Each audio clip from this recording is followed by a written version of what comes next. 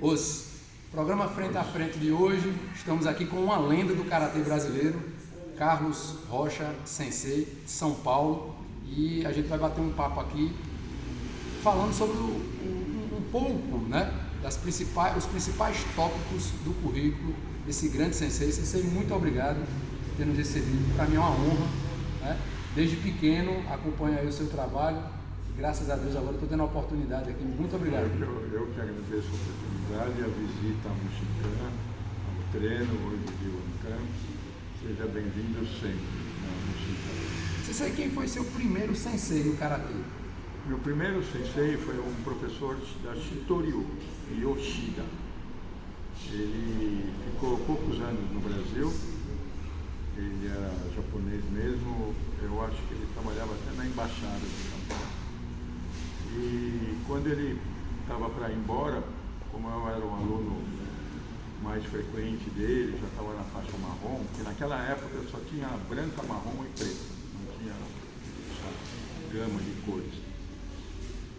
Ele me apresentou o professor Okuda, falou: olha, vai chegar um cara aqui no Brasil que você vai ver que o karatê que eu sei não é nada perto do que ele sabe, porque ele é um grande mestre, ele fez Kenshusei lá no Japão, treinamento dos instrutores, e daí fiquei com isso na cabeça.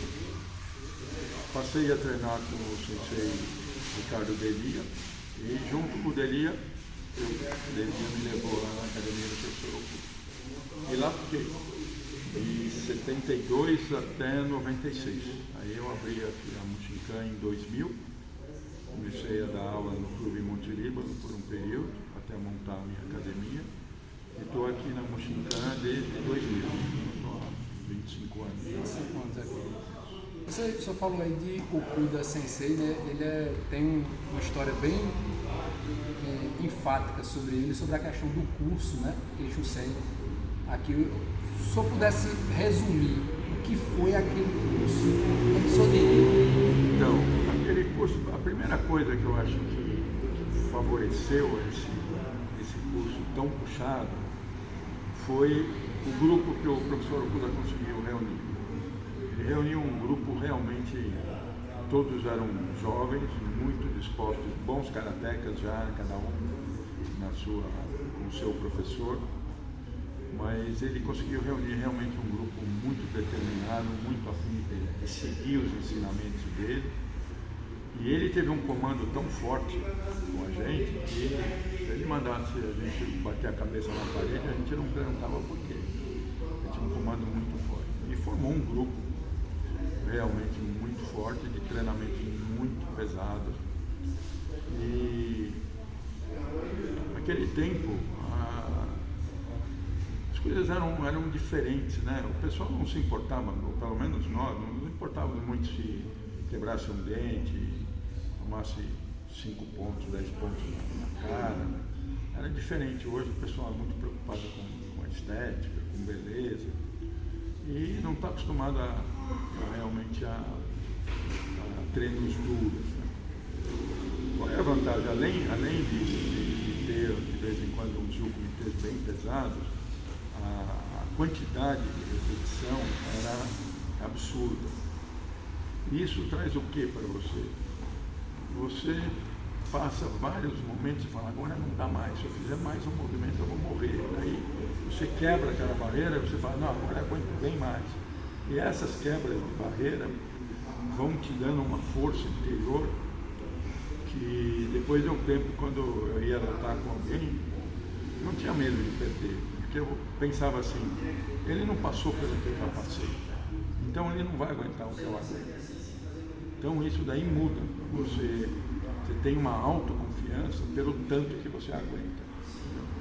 Então acho que isso foi um tipo de treinamento que foi de uma época que eu acho muito difícil, a não ser que você vá para o Japão fazer esse tipo de treinamento, e não volta mais.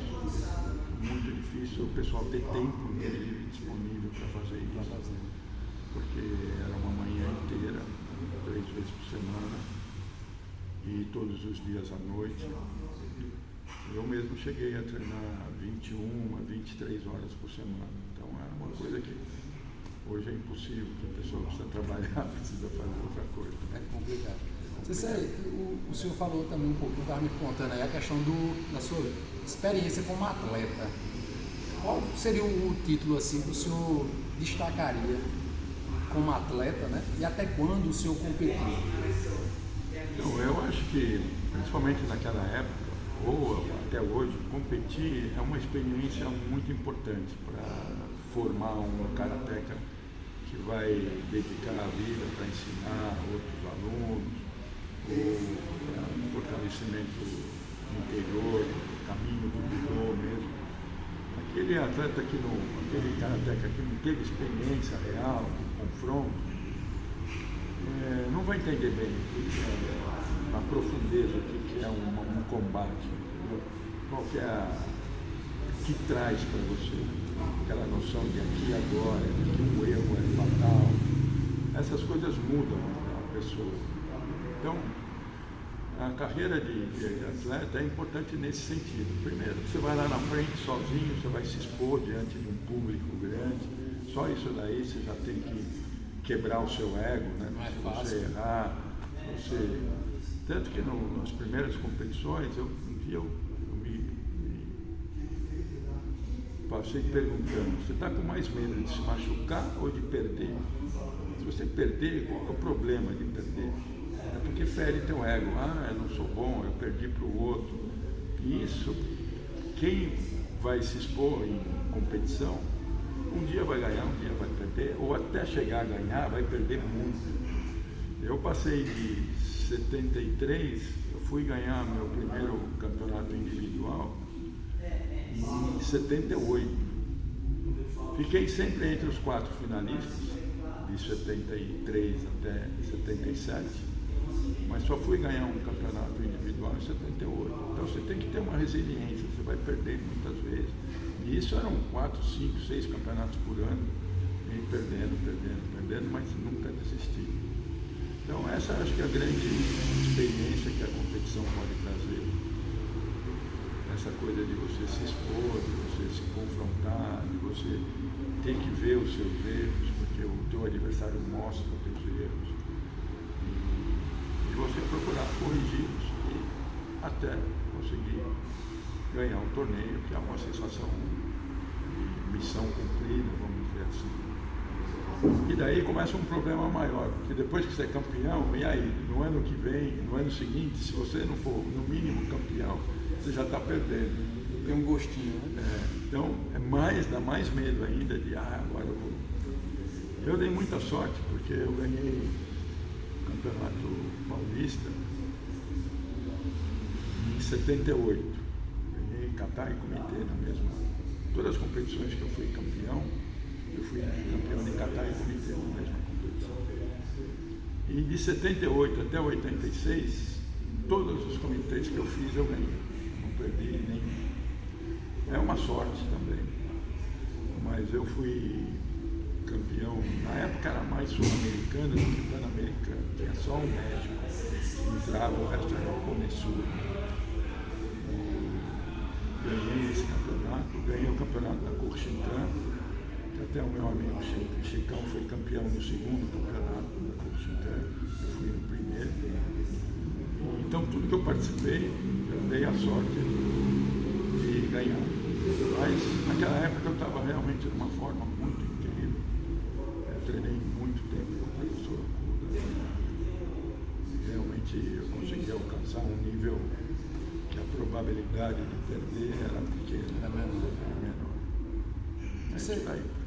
O senhor falou aí de Chicão Sensei, né? Queria também aí agradecer a ele, né? Pela ponte que ele fez, né? Com o senhor aí, para a gente poder hoje estar aqui. Esse é um que sofreu muito, né, Chicão?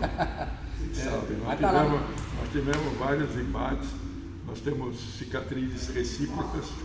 Mas está fazendo bonito lá no Nordeste, lá em Maceió. Né? Esse ano a gente esteve lá também, visitou lá o dojo dele, que é uma obra de arte. Eu estive lá em novembro agora, do ano passado.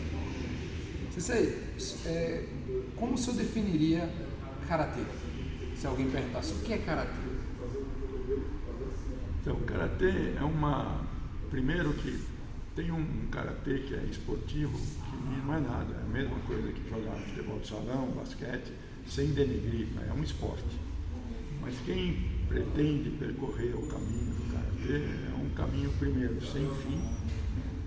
E a grande questão de uma arte marcial é a busca da perfeição, que você nunca vai alcançar, porque se você pudesse alcançar a perfeição, você virou uma divindade.